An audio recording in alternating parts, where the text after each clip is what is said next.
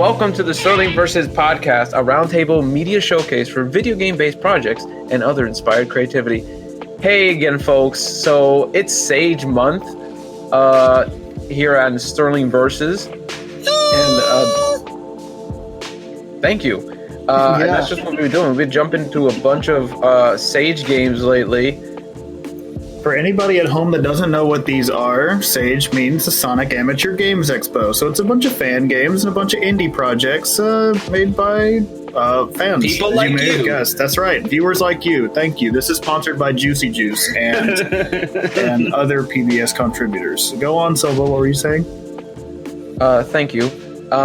So I'm not feeling super well into hopping into too many games. I'm getting old. I ate an almond today, not feeling too well. You did? Yeah, I did. I really did. But my two co-hosts have graciously set some time aside. We did his job for him. Yeah. Also, you promised Tony a story, but you didn't give it to him. Did tell me? You promised him a story. Tell me about the almond. Tell me. The almond was a menace to society. The society being my stomach when I ate it. Why did you eat the almond? It was hidden from view. Because his brain is a menace to him. I just wanted a heat bar. Give me that joke sting. Give me that joke sting, Tart. As soon as I took a bite out of that Heath bar, it was there waiting for me. I'm like, I don't remember this being a thing before. So after I finished it off, I started to not feel so well for the rest of the day. But here I am, rock you like a hurricane, because my stomach feels such like a hurricane. Yes. Yeah, exactly. So I'm here to listen to people who have played games while I cannot. So that those people being you two. So I'm counting on you guys to have a lot to say about these good games or bad games. We actually do, in fact. Now, I mean, so far I haven't really come across any bad games, and I mean, bad is relative. We kind of have to play them to figure out, which ones are good and which ones aren't as good. But again, right. This is the Amateur Games Expo. It's literally, the doors are open. If you got something, as long as it's not going to kill someone's computer and you at least have a remedial knowledge, then come right ahead. And honestly, I don't know if I've seen this many games at the expo before. There is 88 entries. Count them, 2 8s. Honestly, 2 8s. I don't know if last year had more or not. I can't remember. I do know last year had a lot more Sonic fan games than this one did. As we mentioned in the last episode, it was mostly indie titles that had popped up at this year's Sage. However, a lot of them did kind of pop up last minute, so it kind of filled it in a little bit, and that was nice. I was wondering because I noticed that there were definitely a lot of titles I didn't see in their announcement trailer, which had a lot of, their showcase games and everything, but there were definitely some missing pieces. 2 of them in particular weren't shown in the trailer at all, but they ended up being some of the biggest ones at the entire show. So, and that's honestly a surprise. They had a lot of good, at least in the chunk that I've played so far, I'm thoroughly impressed. Like, even the games I didn't consider as good as certain ones, they were still quality, entries. I can't think of things bad to really say about anything that I've played today. Just little itty bitty, criticisms or what have you. But I got through 6 of them because there's a lot of games and I only have so much time off work. I had a little bit more games. I was gonna say which one of us should go first. Well, how about we do this? Let's start with Silva. I'll go first. Sure. Oops, there's nothing in my hands. I'm gonna toss it to my Tony man. Tony guy. Actually, I was going to toss it to both of us because there was one game in our... Well, okay, there were 2 games in our list that we both did the same of, and that was this game... We'll start with... I don't know. Starbuster? Let's start with Starbuster. Let's start with Starbuster, yeah, for sure. Starbuster, okay. Being a game that's kind of similar to Mega Man X and other titles like that, I found myself really impressed with it, however. It's got really really tight controls, and I enjoyed it a whole lot. The visuals are super nice too. Yeah. Tight controls, brilliant visuals, good music, and one of the people that's doing the music was actually the musician for Freedom Planet and Freedom Planet 2. That's sick. That would explain why it's got a similar like feel and vibe. Not only the soundtrack, but just the way the game presents itself almost feels a little bit like Freedom Planet, just a tad. It does, but I saw that name in the credits, and I was like, "Oh, I know you." Also, the one thing that I thought was probably the most interesting was equipable weapon mods. That was awesome. It was a lot like Gunstar Heroes. You ever play Gunstar Heroes? No, but I know a lot of my friends did. I've heard of it, but I haven't really played anything quite like that. And it was really funny because, you have the special attack, that's like you press it and you'll launch something into the air. I didn't equip anything, so all it did was just kind of shoot up like a road flare. Kind of give you, I guess, the idea that you had something there. You just needed to swap it out for something better. Yeah. I thought the customizable moveset was really cool. Starbuster's bosses were sick. I really loved fighting those huge mechs and stuff. Dude, it felt nice. Nice. It's a nice game. It was very action-packed, very stylish, and it didn't feel unfair. One of the games that I played here was called, and bear with me here. I don't know if this is called Fetch the Ferret or Feck the Ferret, and I don't appreciate Feck the Ferret very much. I feel like considering Fetch the Ferret is probably closer to... I'm gonna hope that that's what it is, because Feck the Ferret is phonetically sounds one letter away from a really bad curse word. Anyways, the Ferret game is a parkour game that has pretty bopping music. I enjoyed it a good bit. I didn't get to play very much of it because I was a little confused by the controls, but that's kind of my fault, considering I was trying to play it with a GameCube Switch controller I have.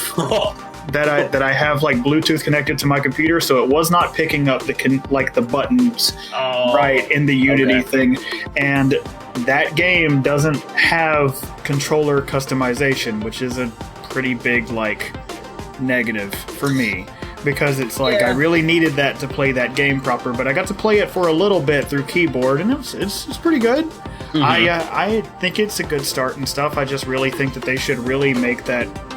Even though it is just kind of the generic Unity display that pops up at the beginning that gives you your options on what settings you want it to be like. I think it's kind of necessary to have that at the beginning, because I kind of need that to customize my controller if it doesn't line up with whatever they expected you to use.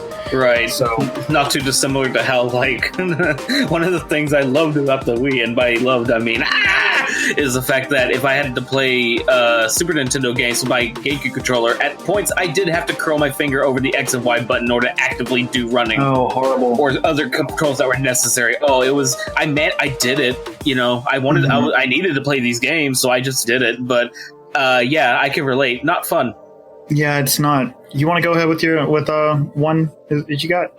Yeah, sure. Okay, I'll go ahead and let's see. I'm gonna kind of save these in order of from. I thought this was okay to. This is probably my favorite one, with the exception of one from earlier. We'll go into that later. Phantom Gear. So Phantom Gear.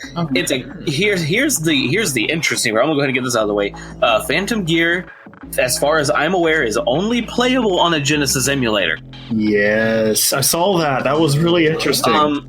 So it's almost like I'm actually, sticking a Genesis cartridge into my computer, just straight through the screen, and bam, I'm there. So from the notes that I have gathered, it is a cute little running gun platformer game. You run around, you shoot with your hand, you have a double jump, and I believe you have it's not a grab, but it's like a dash forward attack, like kind of how a certain pizza person does with how he moves, but it's not actually a grab. It is just a dash, and you can use this to there's a section of the level. I messed this up, so I couldn't actually do it, but they showed it in the trailer, I think, where the character can drop into a pit, do the dash, and then do the double jump to get out of it. If you're going under an archway that has to be over a bottomless pit, you can do that to get into some neat areas if you want to take the hard path. And there's occasionally certain little sections that are colored a different color than the rest of the platform. You land on it, you can actually do a wall jump. but otherwise you can't do it. So, adorable graphics, adorable music. It's a nice little throwback to like old games of that nature, with the added benefit of slightly better movement than something like, say, Mega Man Classic. Yeah. But also the throwback to the odd controls, in which sometimes the controls, I wouldn't call them slippy, but like when you jump, you still have some degree of control, but you're kind of like committed to the momentum of that jump. So a heavy jump, yeah. It's like you jump straight up in the air and that's fine, but if you move left or right, you find yourself moving left or right to try to like gather your bearings. Which, if you get used, if you're good with that, that's not really a big issue. But I did notice it's a game that throws back to the old style, but also in this way, which I don't quite like as much. Right.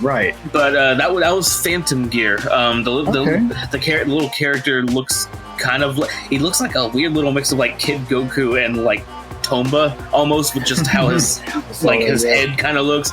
So I don't know, it's cute, and it still gets me that it's only playable on a Genesis emulator, though. That's really interesting. I'll be honest, it would be nice if they added more accessibility as far as that goes, because not everybody can get a Genesis emulator. Right, I'm hoping they manage to work that out somehow. Yeah, those things are expensive, Yes. I'm sorry, I thought speaking of throwback games, let's talk about Brock Crocodile real quick.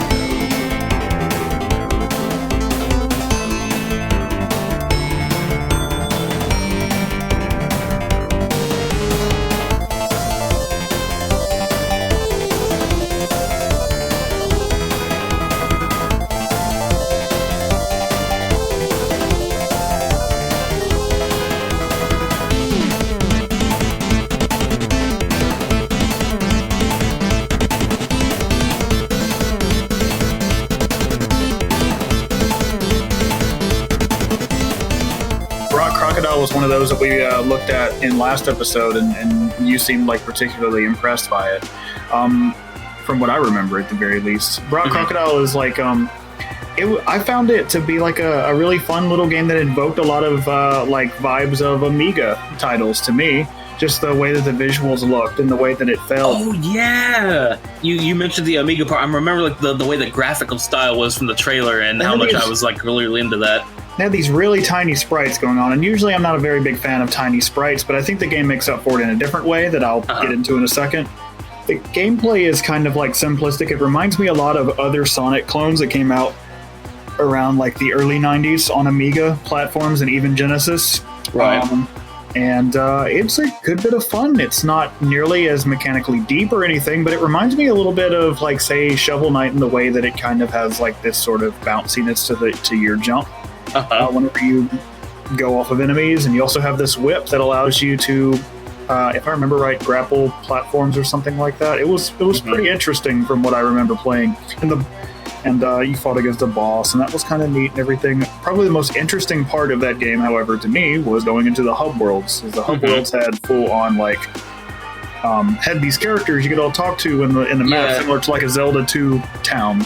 I'm looking at it right now, and that style makes me think of stuff like Commander Keen and things like unmistakably. That's what it makes me think of. And talking to the characters and like the shops and everything, it seems to evoke a very almost Undertale kind of vibe because of how they're like they're giving that shot of like really detailed sprites of the characters talking to you. It's like almost a stark contrast between it and the extremely minimalistic usage of pixel like stick people almost for the characters on the main map. So it's almost amusing, like the difference in detail there. But I really enjoy that, and I think the character designs are cute. It might be a little bit on the fan servicey side with a few of the characters, but overall I found it really charming. Right. And I'm interested in seeing more of Brock Crocodile because I had a fun time with that one. It's a neat little title. I will also point out, I'm looking at the page for it right now. They did it's cute. They have the little doodle showing you how the gameplay works, and it looks like the Sonic doodles that they did for the manuals and stuff like that. And that's a really cute touch. Oh, yeah. Yeah, it's a cute little game. I enjoy it a good bit. It reminds, I just like the fact that it's based around the whip. It's really taking that idea that, Sonic and stuff was influenced by Indiana Jones, as a lot of other work was at that time, too. So it definitely evokes a 90s feeling. It feels like if it weren't for the character designs in said hub world kind of feeling, they're a little bit of a furry anime combination mixture character design. If it weren't for that, this feels like it would be right at home with a 90s Amiga platformer title. So yeah, Brock Crocodile, really cool little game. I think it's made with multimedia fusion, which means it can be played on PC normally. You don't have to get an Amiga or Genesis emulator for that one, folks. Hopefully you don't have to do that for any of the other games on this list. Anyways, you got anything next? Sure, I do. I just know I know that you have a handful, right? So I mean, if you want me to start running through those, I can, because I can in fact, I could do almost all the Sonic ones in one single swoop. So we'll do that in a little bit. So go ahead with yours. I'll go ahead and go. Sure. Okay. So let's see. Which one did I like a little bit more? Okay. Sandro Gomez. Okay. So Sandro Gomez, I loved this one a lot. So this game, so the basic premise is that your character, your cartoony furry mascot man, he wants to be a musician, but he's not very good at it. And I think this is a prequel game to something else that exists. So I think this is, the origin story or whatever. Well, he's trying to do music stuff, but his landlord, who is literally just this big old hulking plague doctor dude, apparently his landlord, and he's like, bro, you owe me a debt, so you need to pay up, or what's that? There's mystical MacGuffins raining from the sky. We better get me some of those, and maybe I'll forget this debt ever happened. But hurry, because other people are going for it too. And thus your adventure starts, and boom, it throws you into Castlevania. Ah, it's that game. Okay. And what I mean by that is, you know exactly what I'm talking about. It is basically, it would be if NES Castlevania had more forgiving controls and you weren't committed to the arc jump whenever you messed up. Okay, but the graphics are it's they go for that style, but everything still manages to look pretty. The controls are, like I said, they're very forgiving. You don't have to I'm arc jumping. No, you can move in the air and stuff like that. And it works like Castlevania.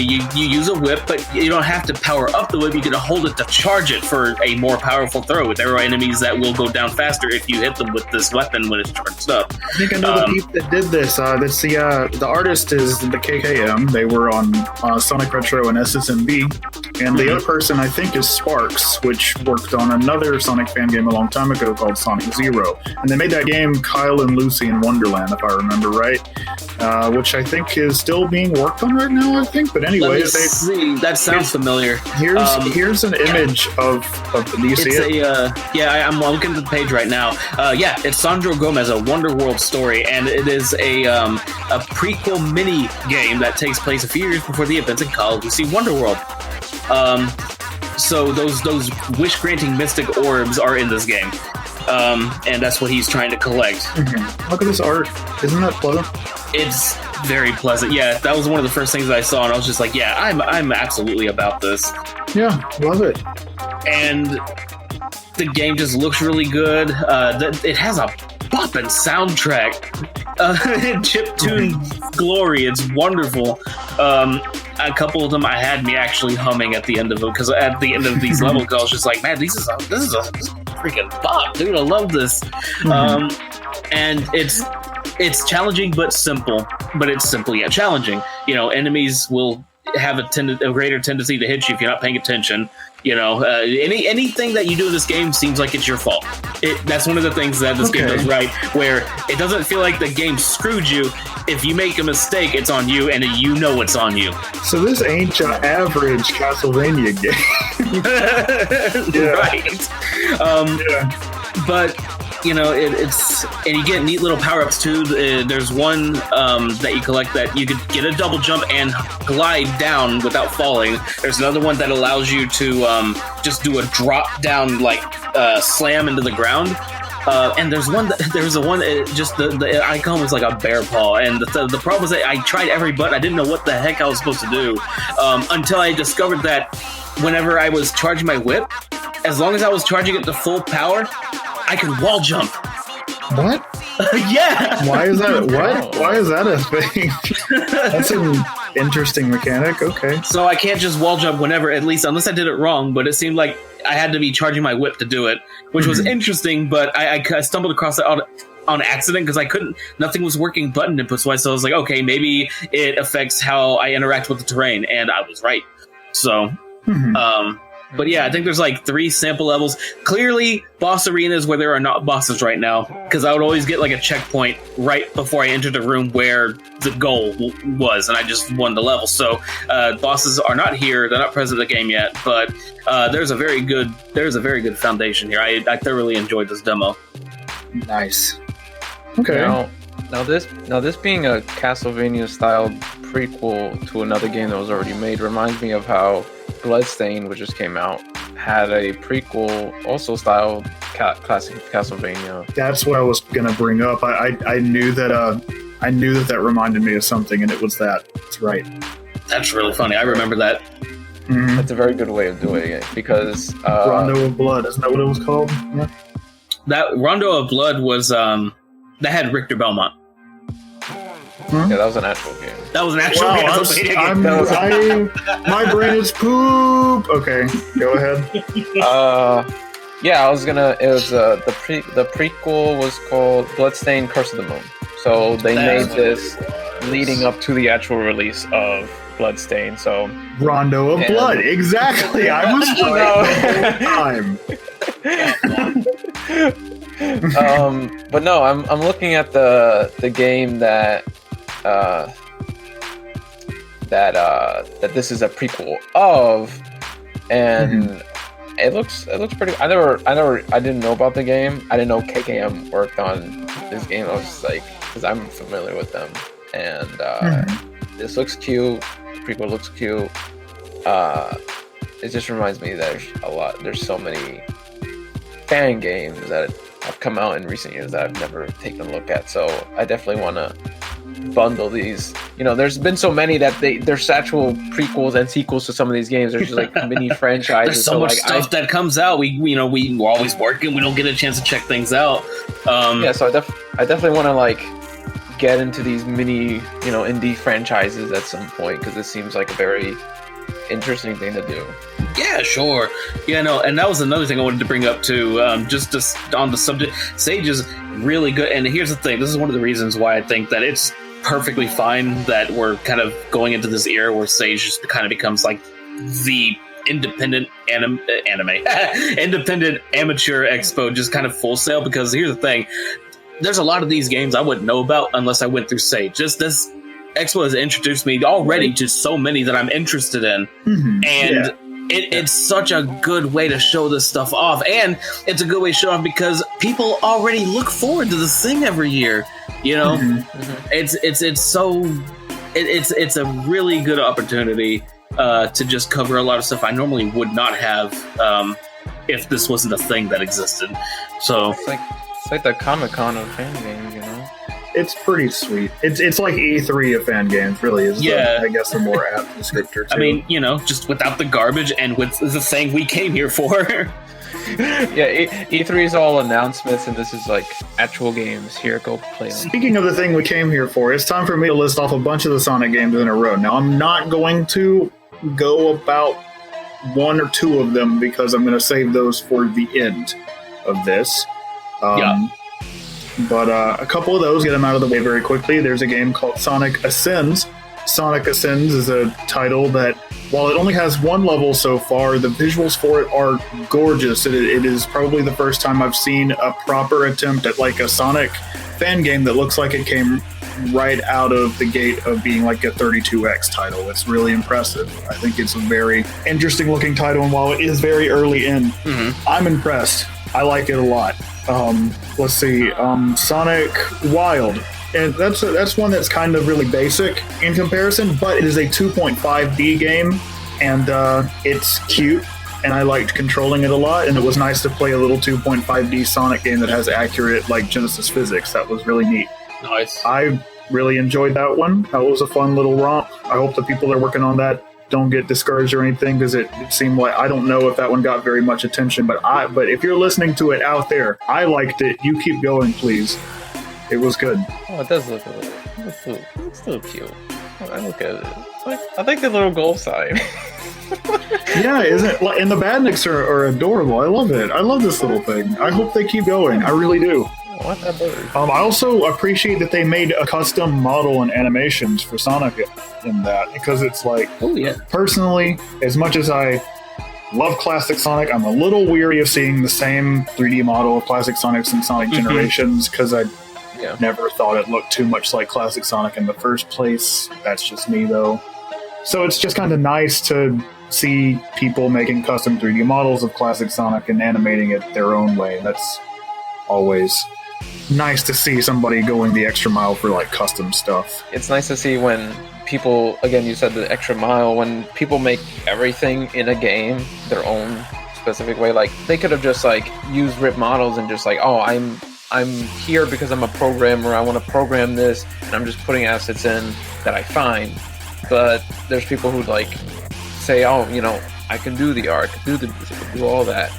And it's like that school project where you're like, oh, I didn't just, like, you know, write the paper. I made a model of this science thingy, you know. It's like you did every little bit of it to illustrate a point that you have the skills to make this thing, and then you understand it to the point where you can have a good foundation to make a game.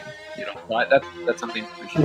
Right, and it's like, it's no problem for anybody who uses, like, pre-made assets or anything like that for their games, but I don't know, it's just a nice little sign in its own way, like a nice, like, it's a good merit to have on you, where you're like someone to go out of your way for those sort of things, and I really appreciate that about Wild. So yeah, keep that one up if you're still listening.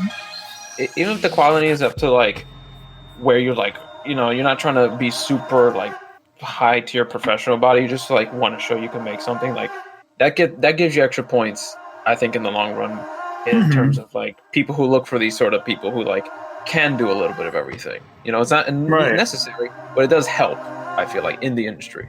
Let's see. There's also Sonic Speed Course, which is that game Kirby's Dream Course, but a Sonic spin on it. It features custom maps and models, except for the Sonic model, which is from Sonic R, which is no complaints from me, because the Sonic R model is the best model of Sonic in existence. However, I have to say something and make it clear. Kirby's Dream Course makes me very salty, and so did Sonic Speed Course, and I got about 3/4 through it, and I closed the game because I was very mad. But either way, it's a fun little game. And support for them. Also, support for the fact that there's an Easter egg in one of the levels. I have to say it. And just, even if it is a spoiler, you turn the camera around and there's a big checkerboard pattern that says trans rights. And in all cases, yeah, trans rights, baby. Good. Hell yeah. Sonic Speed Course. Check that out. Trans rights, baby. All right. I do like the logo. The logo is very nice. Yeah, Speed Course is a fun little title. It does look like the because I see it's hand drawn and all that. It does remind me of something you've made before, and for another band game that we won't jump into immediately. But we'll talk about something tangentially related to it. But the art for this does look good. That's what I wanted to get at. I do like the artwork for this thing. There are two more Sonic fan games to mention, but first I think it's worth talking about a couple more of the titles that are like fan games or original games but aren't related to Sonic. So let's go ahead and talk about some of those real quick. You want to talk about Teabat? Tell me about Teabat. Teabat? Oh, yeah. Tell me about Teabat. Okay, Teabat. Okay, the way I wrote it in my notes was, this game is adorable and has a cute soundtrack and I want to hug it.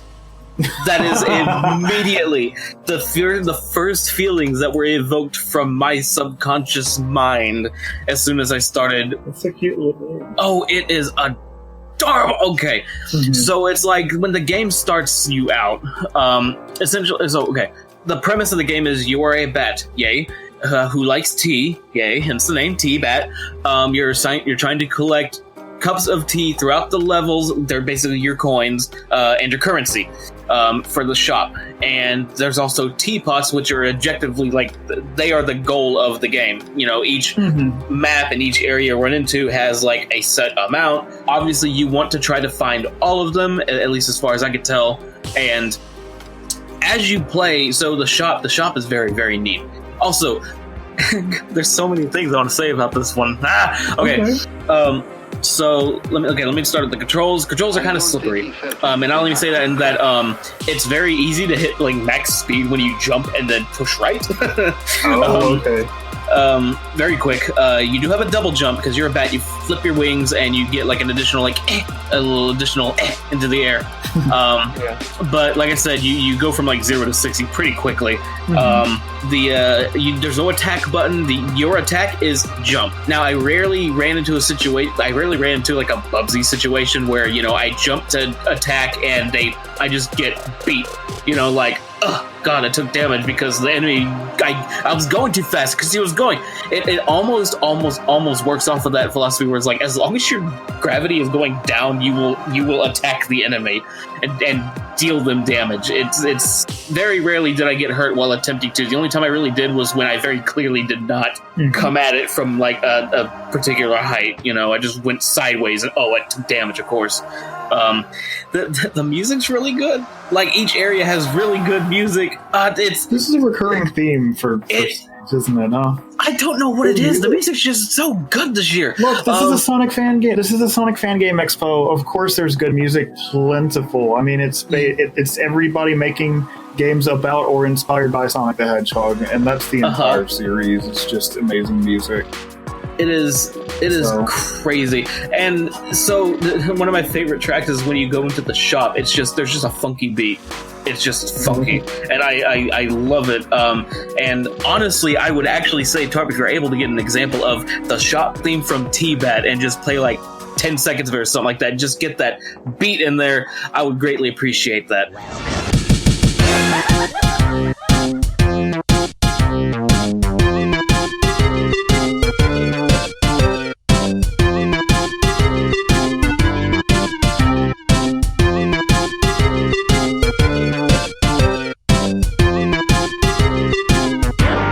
So there's that.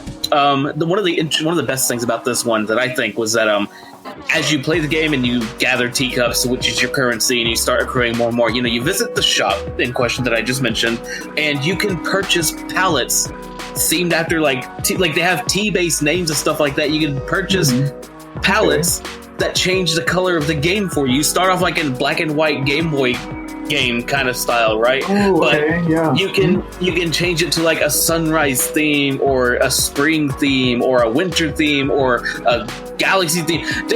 Here's what this is. Galaxy theme must have been what I've seen in the previews. They had like sort of purple pink look to it. Here's what this is. This is essentially an original game, but if you gave it like the attributes and the bonus things of like the SNES Game Boy player, the Super Game Boy, because that's what this is. You change the palette. You were able to change the palette of the game you were playing to make it either be the color you wanted, or you just there's a wide variety of palettes. Each are priced differently, and the thing is, there's so many of them. So you're trying to collect all the teapots, but you can also try to buy all the things from the shop, getting progressively more expensive. And it is just, it's a delight, and it's very simple. And I gotta say, I don't know if this is a finished game or if this is just a demo. I mean, usually these things, they're usually demos that are on display, but it just almost feels like it's complete, just because there's the map starts to get big after a while. Right, that's right, because it kind of like, I saw the map is kind of based a little bit on echolocation, I thought, from what it looked like. It has that kind of style. It basically, the more area you cover, the more of the map is uncovered. Right. Oh, one other thing that I did want to point out, on top of all that, one of my favorite things is the game likes to compliment you. And what I mean is, whenever you pause the game, you'll occasionally get a message, something along those lines, like, you can do it, keep going, or you got this, or anything of that nature. And then there was a boss, and I fought the boss, and every time I landed on him, words exploded out from it that were basically just like, keep going, you can do this, take that, hit. And it was like, I'm getting rewarded with like stylized lettering and all this stuff like that. It was just so fun to watch, and God, this is probably my favorite game of the bunch that I've played so far. Even though I talked about it before, the last game on my list that I liked more, it's still just, it was an unexpected treat. I had no idea I was going to enjoy it as much as I did, and I'm in love with it. I want to know if this is the full game or this is the demo. Well, then I definitely want to get a try on that one, because when I saw it, I didn't think very much of it, but I did think it was like cute. So this is really good praise. So now I'm going to give it a shot. Let's see. I have a couple of non-Sonic but still fan game titles to bring up. Right. And I'm not going to be able to get every fan game or every game that was at stage that I was majorly interested in talked about tonight, because I missed playing a few of them. But let's see, we have two games, Rodea Eternal and Star Knights. I think it's called Star Knights. It's Knights something. It went under more than one name when I last checked. Let's see, it looks like it's currently called Knights Realm into Dreams. Right, but the game's file was called Star Knights. Strange. Rodea Eternal is basically a really accurate, from what I can tell at least, redo of the Wii gameplay of Rodea the Sky Soldier.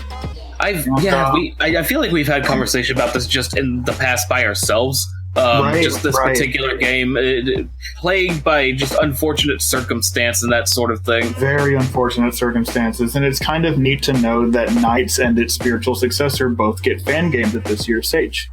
So that's really cool. That's crazy. Rodea Eternal, it's rough around the edges, and it's obvious that it's using a bunch of assets just straight taken from the original game. But it's a nice proof of concept to show that it's working on a PC with a mouse and keyboard setup. And I think that's really cool, honestly.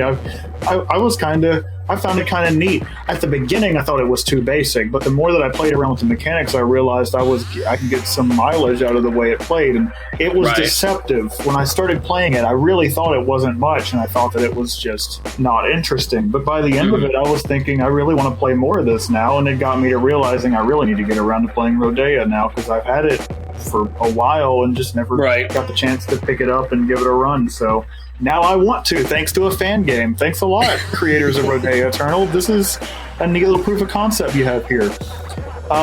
Star Knights or Knights Realm to Dreams, whichever one it is a Knights 3D fan game.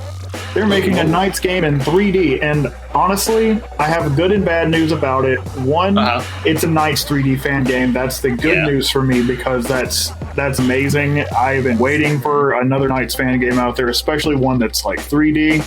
But the bad news is it's kind of rough around the edges and very early into development. And honestly, this isn't like to even knock it or anything, but it was a bit messy, and that's not. I don't think that's truly their fault, because I was lurking around Sonic Fan Games HQ. And I saw this same guy that was making this game post about it not too long ago, that he needed help making this game. And then not too long after he made that message, Sage rolled along and he sent a build of it out. So maybe he put it out there just so people could see it. And maybe help him out on it. And I hope he gets the help, because, dude, a Knights fan game, you don't see those. I would love to see it get off the ground. Like I said, it's really early in and really not that great to play, but I'm rooting for that guy. I hope he really makes a good Knights fan game. I think we need one. I've wanted some good Knights content for quite a while. Yeah, I mean, the well is dry, you know, and that's typically when people who genuinely appreciate the property can really kind of step in and do their own thing. So no, I'll definitely have to look into that. Yeah, for real. You want to talk about that one final indie title? Because I got one final indie title to talk about right after that, and then we got yeah. So. I have a fun little story about that one. I mean, you might have read it already, but I'm going to talk about that. But anyway, yeah. Okay, so the last one that I have on my list, let's see, because we talked about Starbuster. I talked about Sondro, Phantom Gear, Teabat. Teabat. Okay. You know what time it is? It is time.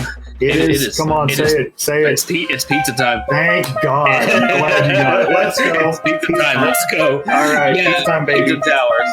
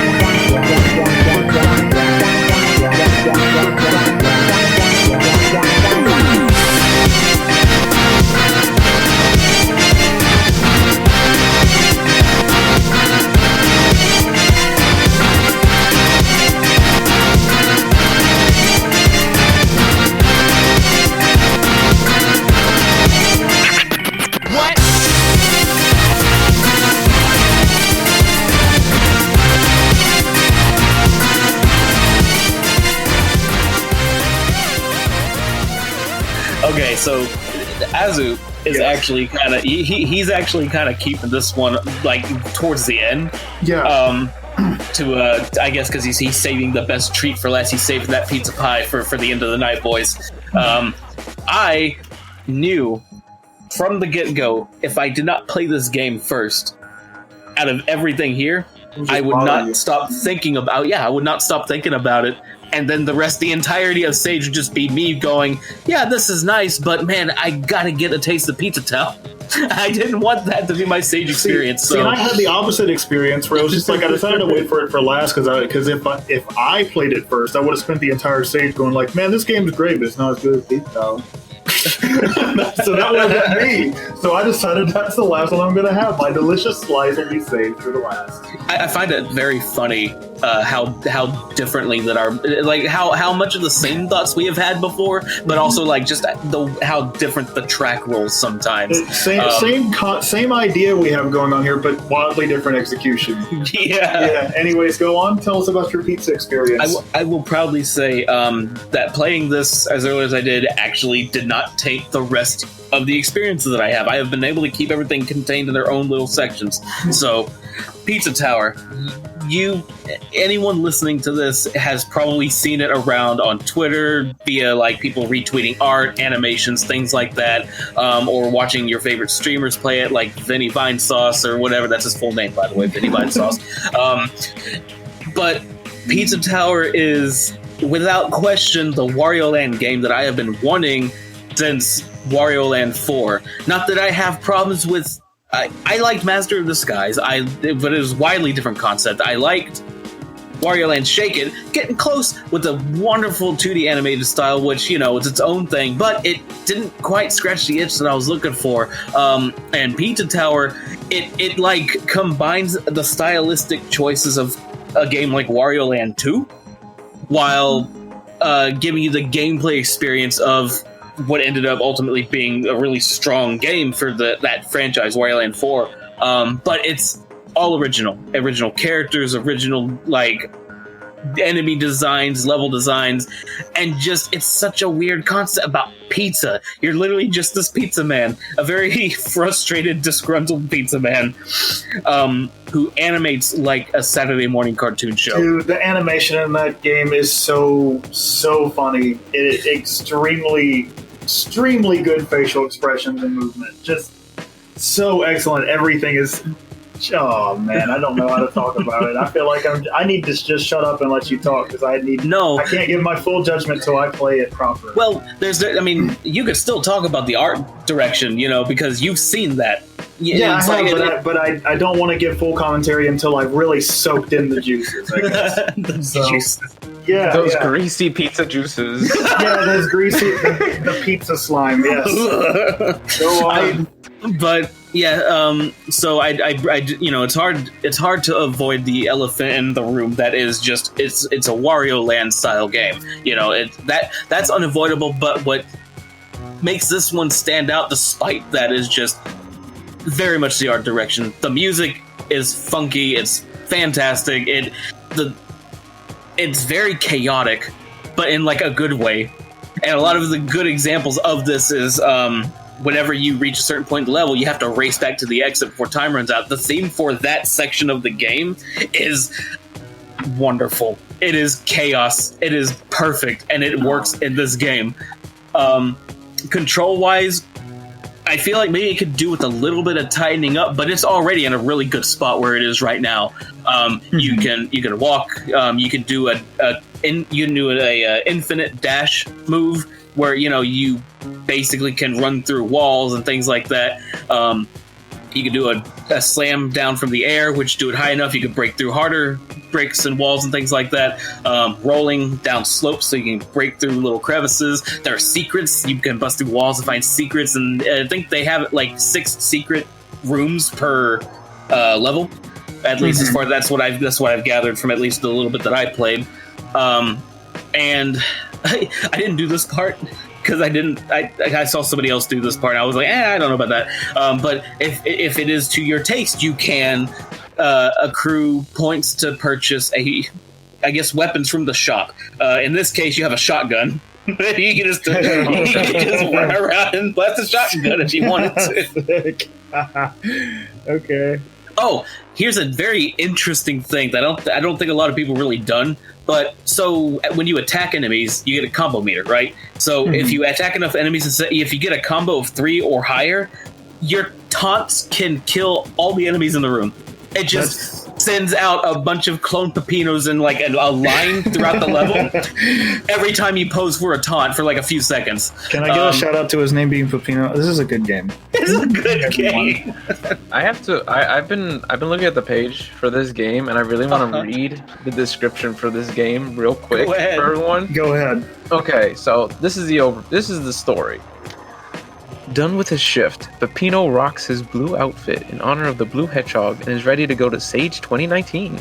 Sadly, he misread the location of the event and ended up at the SNCC Amateur Game Expo, hosted by the much less famous SNCC the Porcupine. Trying to make the most of it, Peppino decides to stay and play the available games anyway. Right, so the games that are available are just the levels that you're playing in the game. This is meta in the best way possible. It's great. I think that's one of the reasons I like this one a lot too, is that the guy making this game just went full ham on just the idea, he's going to Sage. That's just part of the game now. The plot of the game is now literally Pizza Man goes to an expo. It's just nice. I love this game. And you haven't even played it yet. And I played it, and I love this game. That generally seems to be the consensus that I get from people who haven't played it and the people who have played it. And it's just, I don't know. It's worth your time. It's worth your energy. And the demo is packed with. It's like you have 3 levels and maybe a couple of more. I don't know. If you complete the demo, I think you unlock some additional stuff to do, but you also have achievements that you can fulfill in this game. And it's just like, it is like a little miniature game in of itself. And it's a demo, which makes me wonder, what is the actual game going to be like when it comes out? Just mountains, I'm sure. I'm excited. I'm so excited. I'm trying to think if there's anything else that I really want to get off my plate here. Don't tell me too much because I do want to experience more of this. Yes, I'm gonna tell you this just because you'll want to try to get this in your mind as soon as possible. There's one move of the game that I wish was mapped to a button and not a control stick. So there's also a move where while you're dashing, if you press up, he'll crouch down, and then it's basically a spring jump, right? And it sends you to the top of the whatever. You hit the ceiling. The problem with this is it's really hard to hit this and time it right. So when I'm trying to hit a specific block on the ceiling, I had to kind of do this a couple times because the timing would be off, and I'd be a little bit to the left or to the right, and I would miss every single time. If it was mapped to a button, like something I could just press, it would be so much better, I think. I mean, yes, in theory, I would say absolutely. On the other end, I think it's apt and it fits towards the character and the narrative of Pizza Tower to have where accurately in that scenario, you are a pizza man jumping up and hitting your head on the ceiling multiple times. And I think this is just... Are you seriously using the lore of Pizza Tower to explain away controller difficulties in which I was trying to offer a healthy critique? Yes. Yes. What I'm saying is the struggle is canon. And I think I'm done talking about Pizza Tower. But yeah, I mean, there's so much to go over. There's so many games. There really is, yeah. We're probably, I mean, honestly, since this is just what the podcast is, we'll just keep talking about fan games because there's so much here. There's so much here. It's so good. There's just so many games. Too many games to do in one episode. That's all the time we have today for Sage games. There's plenty more games on the way. We're going to get our hands on all of them, and we're going to get you guys filled in on what's good, what's hot, what's not. Pizza Tower sounds like it's pretty hot. Served nice. Pizza Tower is a pretty dang hot pizza. Let me tell you guys something. Stay tuned for the next episode in which we talk about titles such as Sonic Smackdown, Vertebreaker, Sonic GT, Sonic Island. Shout out to Sonic Island. Shout out Steve. And Sonic Project Hero. That's a big one.